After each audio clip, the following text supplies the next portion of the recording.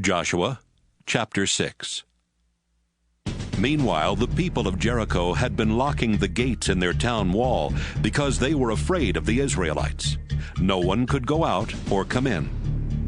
The Lord said to Joshua, "With my help, you and your army will defeat the king of Jericho and his army, and you will capture the town. Here is how to do it. March slowly around Jericho once a day for 6 days. Take along the sacred chest and have 7 priests walk in front of it carrying trumpets. But on the 7th day, march slowly around the town 7 times while the priests blow their trumpets. Then the priests will blast on their trumpets and everyone else will shout. The wall will fall down and your soldiers can go straight in from every side." Joshua called the priests together and said, "Take the chest and have 7 priests carry trumpets and march ahead of it." Next, he gave the army their orders. "March slowly around Jericho.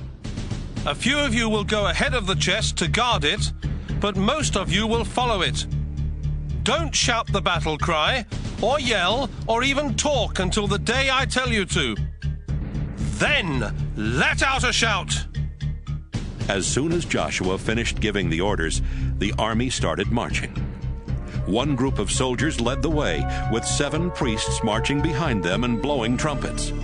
Then came the priests carrying the chest, followed by the rest of the soldiers. They obeyed Joshua's orders and carried the chest once around the town before returning to camp for the night.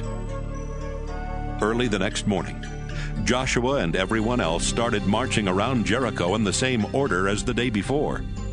One group of soldiers was in front, followed by the 7 priests with trumpets, and the priests who carried the chest. The rest of the army came next.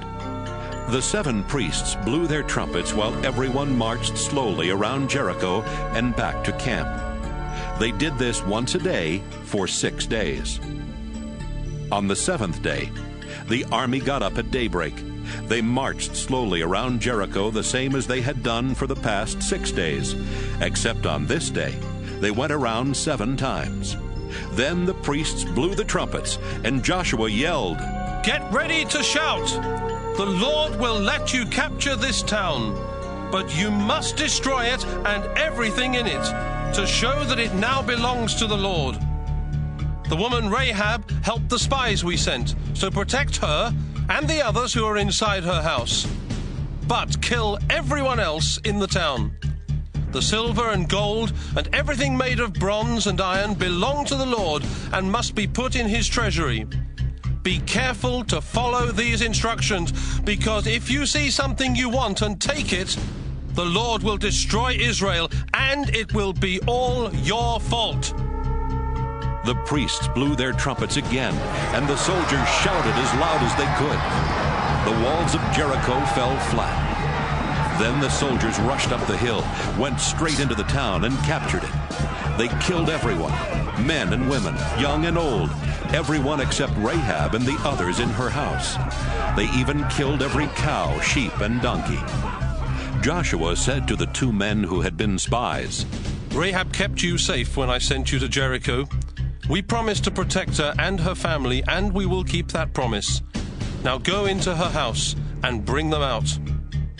The 2 men went into Rahab's house and brought her out along with her father and mother, her brothers, and her other relatives. Rahab and her family had to stay in a place just outside the Israelite army camp.